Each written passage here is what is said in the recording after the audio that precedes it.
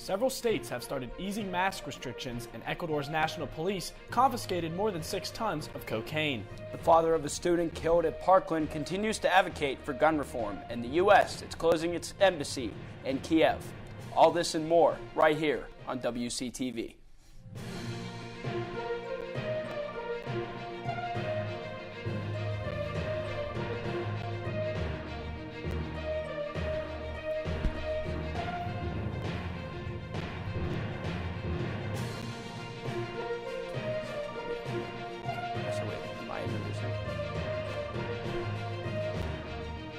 And now, your 5 o'clock news on Channel 14.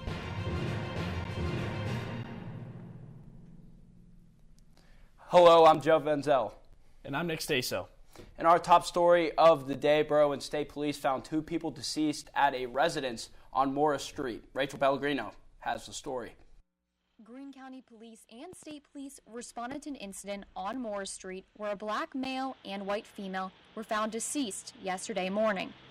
According to the county coroner, the autopsy was completed today at 11 a.m. Coroner Gene Rush said that both died of gunshot wounds to the head, but the manner of the deaths has not been concluded. Greene County residents were stunned by the incident. Me and my dog walk up here all the time, and I didn't see anything or nothing. I didn't see anyone come down out of here or nothing. Awful scary. Gotta watch yourself. According to an email sent to students, Waynesburg University does not believe that the campus is in any danger. The names and ages of the deceased have not been released. Think you can complete a 500-piece puzzle in under 3 hours? Well, Greene County residents Amanda Edwards and Julia Broski proved that they can do it in an hour and 22 minutes. The feat was achieved by the pair at Eva K. Bulberry Library monthly puzzle competition. Rachel Pellegrino has the story. 500 puzzle pieces. I know this one's taken us a little while. 10 teams. Actually quite frustrating. Only one can win. Every month, the Bowlby Library challenges Greene County residents to put their puzzle skills to the test. So we thought we'd encourage those who are really good at puzzling, or that just enjoy the putting a photo puzzle together, just encourage them to come out and compete against others, or just to bring their friends, compete amongst themselves.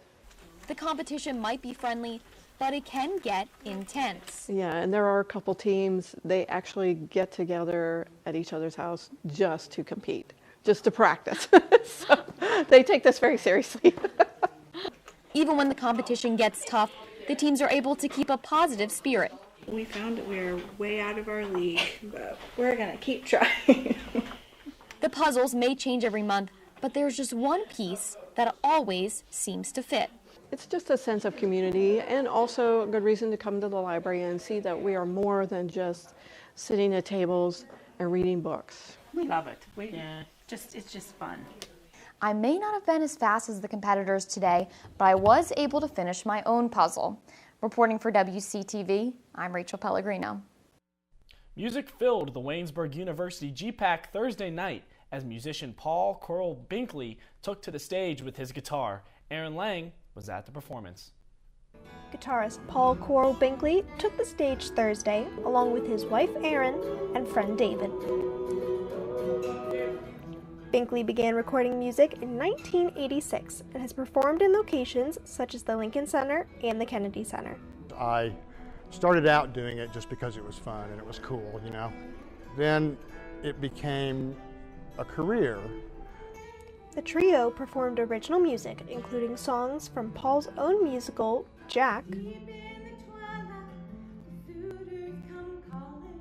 and David's musical, Smoke.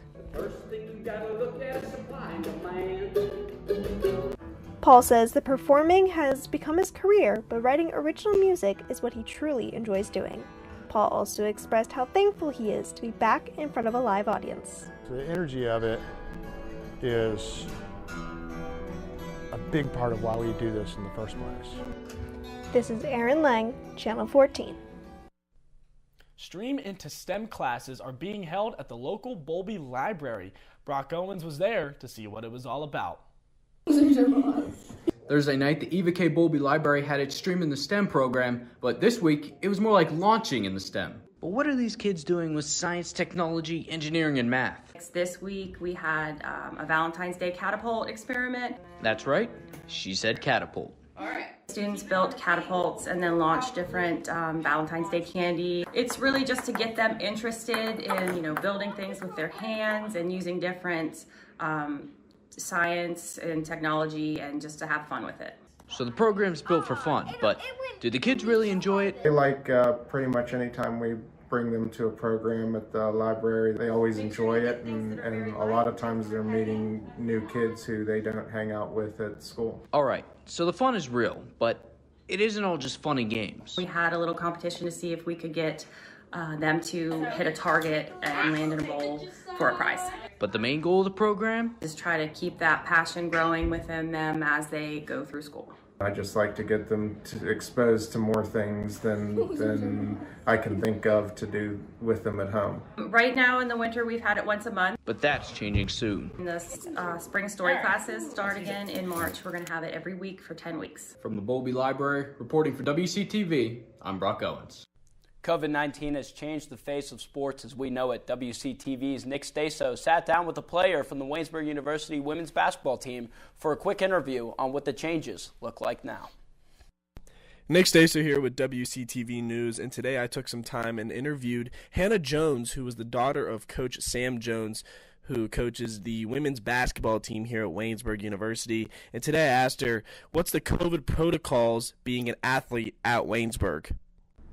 On a weekly basis, we're required to test 3 times a week if you're unvaccinated. If you are vaccinated, you only test if you have symptoms. With the PAC changing the tournament rules from 8 teams getting into the tournament to all 10 teams, here's what Hannah Jones had to say about that and the possible outcome that the Lady Yellow Jackets could have heading into the playoffs. From the beginning, the playoffs were pretty open for everyone. Now I think there'll just be more opportunities for wins for the Lady Jays, since the teams that are now allowed in, we've already beaten. For WCTV News, Channel 14, I'm Nick Staso. That's all we have for local and campus news. When we come back, we'll have news from around the nation.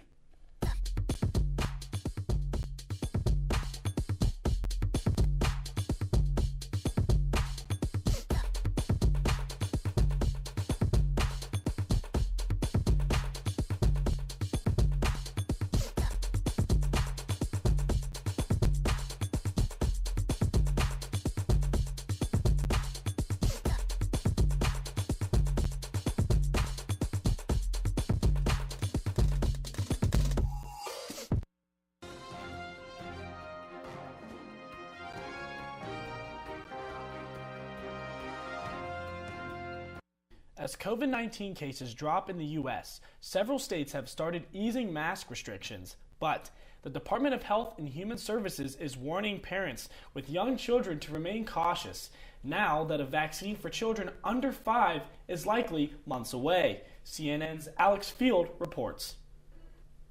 The wait for those who want a vaccine for the youngest children drags on, fueling frustration among parents. They're going to continue to have to remain vigilant if they're concerned about the risk of infection.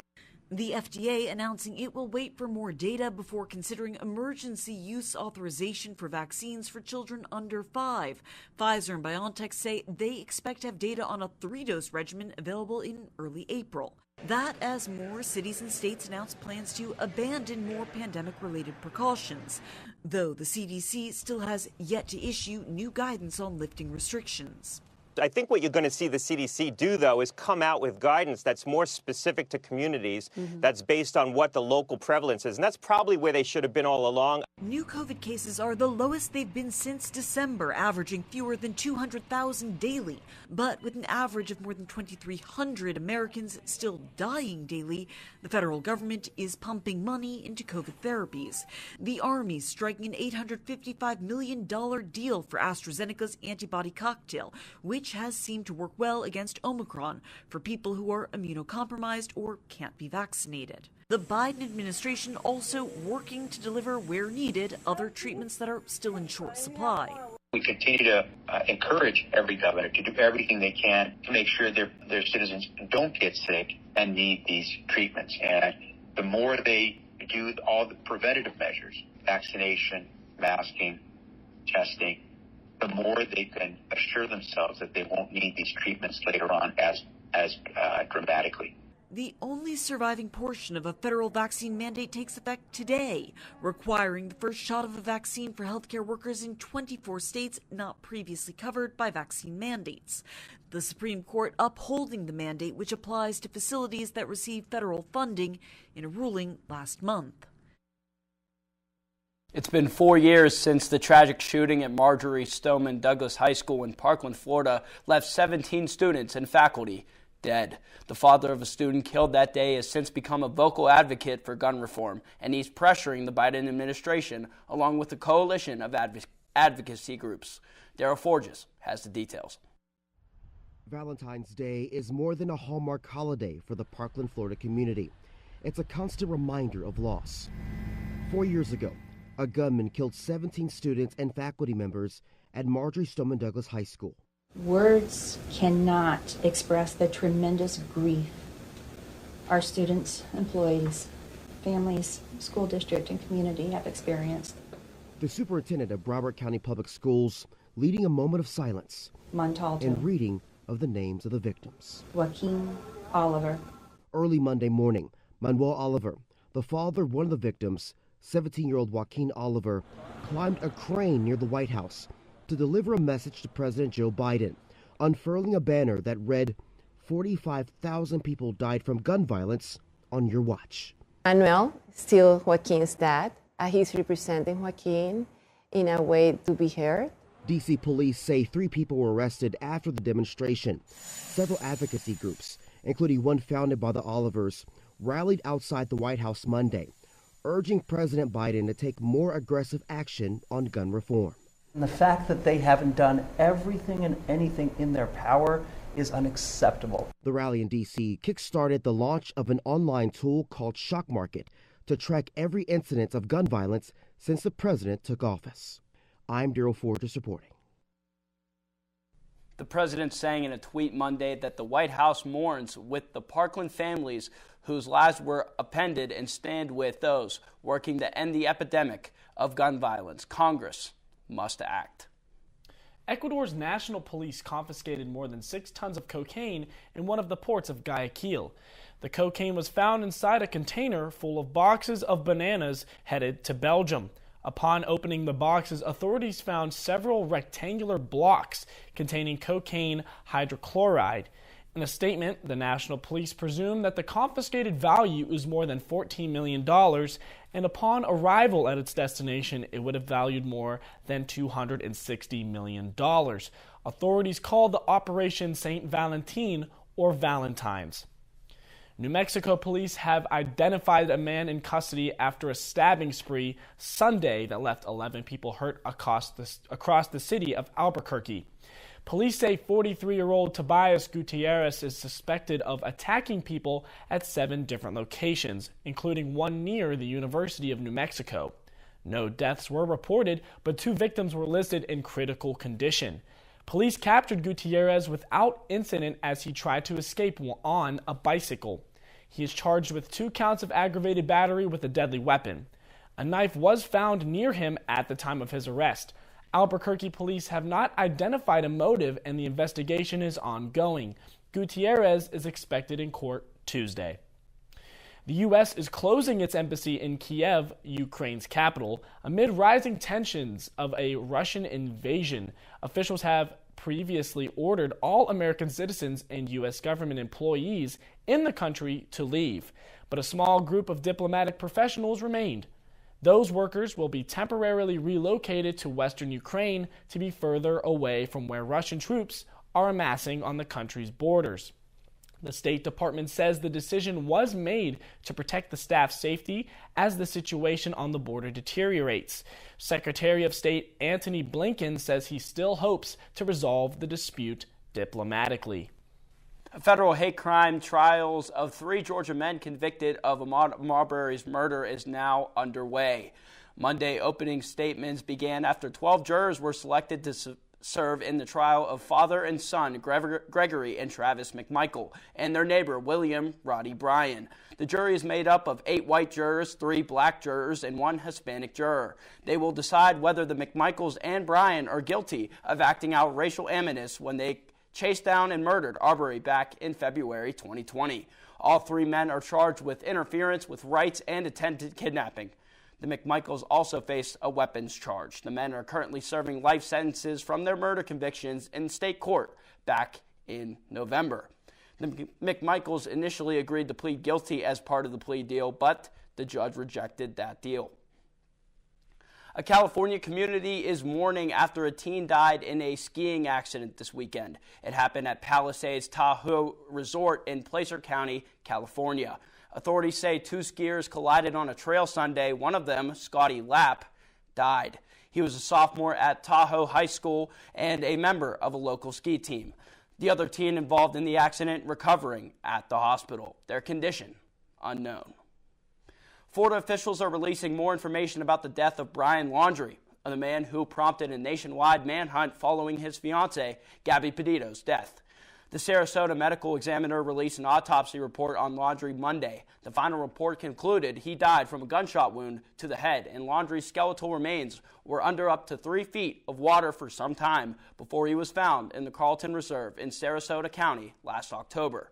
Officials say his remains had been eaten by animals, including coyotes, rodents, and raccoons. Authorities also found personal effects at the scene, including a backpack with a tent and a wooden box that contained a notebook and photos.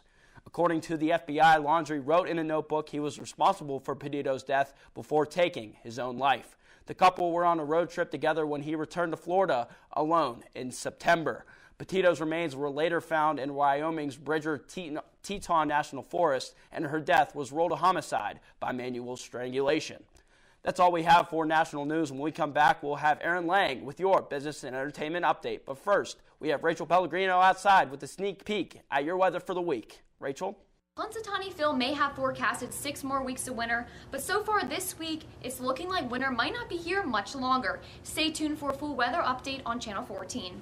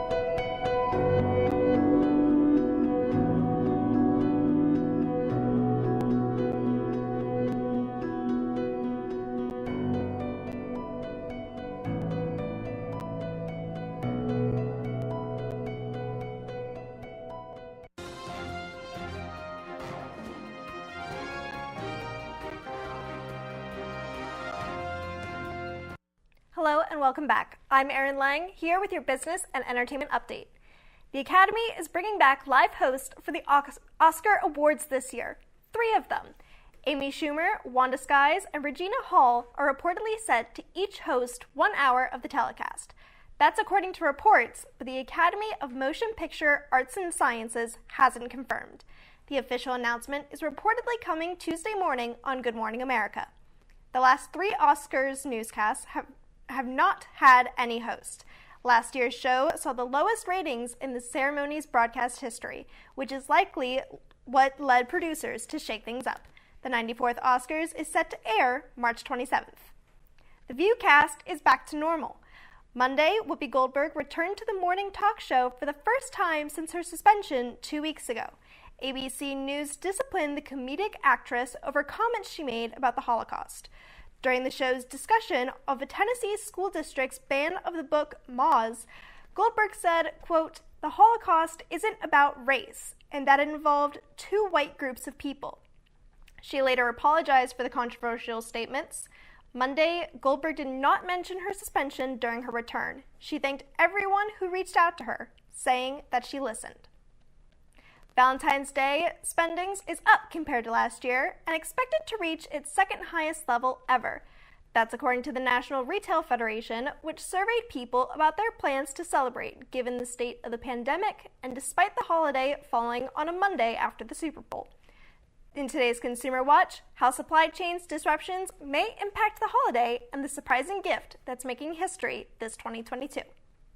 Love is in the air, and Valentine's Day spending is soaring to near record highs. Consumers are really planning to go all out for Valentine's Day this year. According to the National Retail Federation, spending is expected to reach nearly $24 billion this year. That's up from last year and the 2nd highest spending year on record. This survey shows shoppers are expected to spend an average of about $175 per person. That's up from 2021, and that's despite the holiday falling on a Monday this year after the Super Bowl. We know historically that if Valentine's Day falls, say, on the middle of a week or on a Monday, people just shift when exactly they celebrate. The survey found 56% will spend that money on candy, 40% on greeting cards, 37% on flowers, and 31% on an evening out. That's higher than last year. The NRF says supply chain concerns force consumers to shop earlier, get creative, and shift their gift options. One surprising choice they're turning to is jewelry. Total spending is estimated to reach over $6 billion this year, the highest in NRF's history. Things like jewelry, particularly in a time when some folks are still working from home or are, participating in things virtually. Jewelry is something that shows up on a camera and is something that consumers can show off. For today's Consumer Watch, I'm Jen Sullivan. The NRF says a total of 76% of those celebrating this year said it was important to mark the occasion given the current state of the pandemic. Their survey was done in early January when the Omicron variant was taking its toll. And even then, surveyed people said they plan to spend time with their loved ones in person in a way they haven't since the pandemic began. Super Bowl Sunday always brings plenty for movie fans to talk about Monday morning. This year, that includes 2 big trailers and news of a movie about a music icon. Here's David Daniel with the Hollywood Minute. I'm sorry, Stephen. Your desecration of reality will not go unpunished.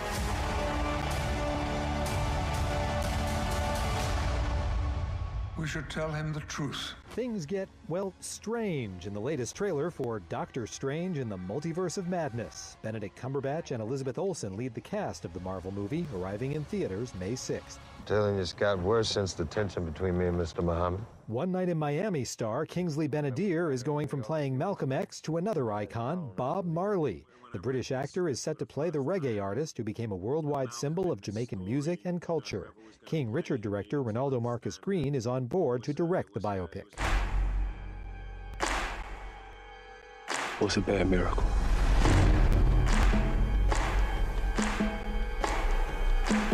They got word for that. The first trailer is out for Nope, the new horror thriller from Get Out and Us writer-director Jordan Peele. Daniel Kaluuya and Keke Palmer's star, Nope, arrives in theaters July 22nd. In Hollywood, I'm David Daniel. That's all we have for business and entertainment. Coming up next, we have Darian Allensworth with your Waynesburg Sports Report. We're watching WCTV, where we aim to bring you the best local coverage of what you care about most. Everything from local businesses to hometown sports and the latest weather. We're keeping up to date with what you need to know about issues that affect our campus and our community. We're telling the stories that matter, celebrating our past, our future, and our potential. So tune in for all the latest buzz right here on WCTV Channel 14, Waynesburg.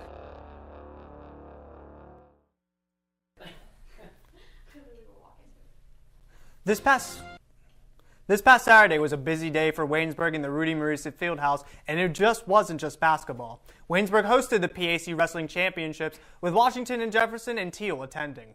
To highlight the day for Waynesburg was junior heavyweight Rocky McGeary, who earned his second straight title at 285 pounds against Teal's Dylan Proper. With that win, McGeary has brought Waynesburg its 8th straight PAC title at 285 pounds. Freshmen Damian Finnegan and Seth Evans added runner-up performances at 141 and 165 pounds respectively, while junior Noah Grossnickel and sophomore Kyler Heinerman also picked up wins that day. Teal won the PAC title with W&J coming in second. The Jackets aren't done yet though. They will be competing in the NCAA Division III Southeast Regional Championships, which is a 2-day event that begins on Friday, February 25th. The Waynesburg women's basketball team suffered a hard-fought loss to the Westminster Titans this past Saturday. They came close to getting the upset, closing a double-digit lead in the fourth quarter, but then it ended with a clutch bucket from senior forward Brooke Fuller that gave Waynesburg a 2-point lead with under 7 seconds remaining in the game. However, a buzzer-beating 3-point shot from Teal won the game for them 58-57, despite an impressive performance by Fuller and the Lady Jays. They were back on the court last night with a blowout win against Teal. Waynesburg led by as many as 19 points with 59 seconds left in the third quarter, after a 3-point make by sophomore guard Avery Robinson. In the fourth, they extended their lead and put the game away with a final score being 79-58. Brooke Fuller tallied her second straight double-double with 18 points and 10 rebounds, and freshman Madison Dayton put up a double-double of her own with 11 points and 11 boards from the bench. The Lady Jays are back in action tomorrow at the Rudy Marisa Fieldhouse when Bethany comes to town at 5:30. The men's basketball team's losing streak unfortunately was extended to 4 after the back-to-back losses to Westminster on Saturday and Teal yesterday. After having a 17-4 lead in the first half, the Westminster Titans cut the lead to 9 at the end of the first half. Waynesburg built a 14-point lead in the second half, with sophomores Jansen Knotts and Bryson Wilt leading the offensive effort. The Titans rallied with about 7 minutes left to play in the second half with a 10-0 run that gave them a 53-52-point lead in the game. Due to foul trouble, though, Westminster was put into double bonus territory, allowing them to convert 4 straight free throws in the last 54 seconds of the game to extend their lead that led to a Waynesburg loss 57-54. The struggle continued in the next game versus Teal, while senior guard Matt Popek had a great game with 22 points, 4 threes, and 5 rebounds. The rest of the team struggled offensively, with the next closest scorer to Popek being Knotts and graduate student Najan Kirkman with 6 points each, respectively. The game ended up going into overtime, where Waynesburg never led, and Teal closed the game winning 55-50. While the losses have all been close, the team's 4-game losing streak has dropped them to 5th in the President's Athletics Conference. The Yellow Jackets have a chance to end their cold streak tomorrow at home against Bethany College at 7 p.m. And that's everything for Waynesburg Sports. Stay tuned for Rachel Pellegrino next with the weather right here on Channel 14. Have you ever been to the Everly Library? If not, you should, because it's great. They have books of all different genres: history, biography, fiction. Try The Evolution of Life, Life of Pi, or Jurassic Park. So what if books aren't your thing? Try movies like Frozen, or TV shows like Lost. Books and DVDs aren't the only thing though. Take a trip to the second floor. Welcome to the Writing Center. These tutors will tell you everything you need to know about writing a paper, and they'll help revise your essays. Now let's head back down. Behold, the Knox Learning Center. Need to print something out 5 minutes before your next class because you procrastinated? No problem.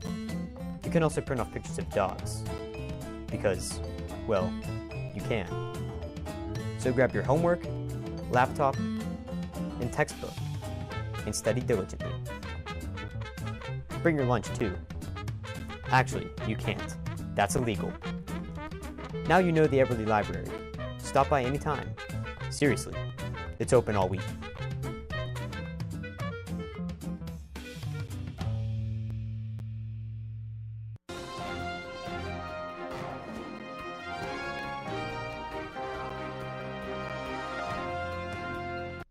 Hello, I'm Rachel Pellegrino with your Channel 14 weather report. After surprise snow flurries over the weekend, we can expect the weather to continue to fluctuate throughout the week. Temperatures this week will range from the mid-20s to the low 60s. Here's what we can expect for the rest of the week. It is currently 39 degrees outside in Waynesburg, Pennsylvania, and as we head into tonight, the temperatures will drop as low as 28 degrees.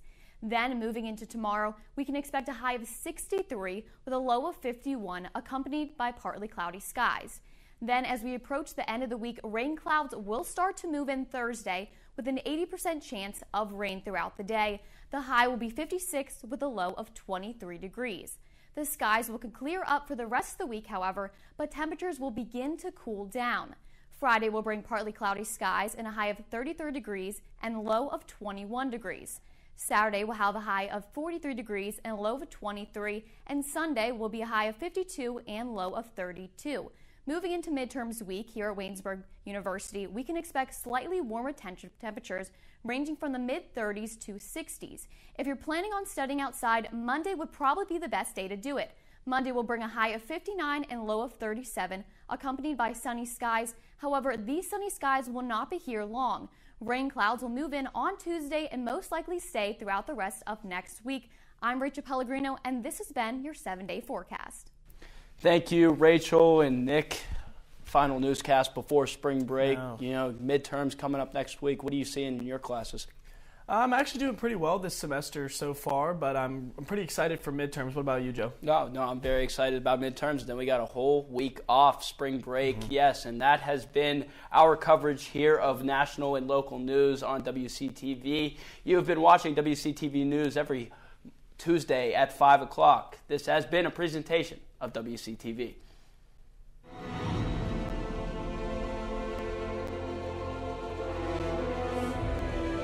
This has been a production of Waynesburg Community Television.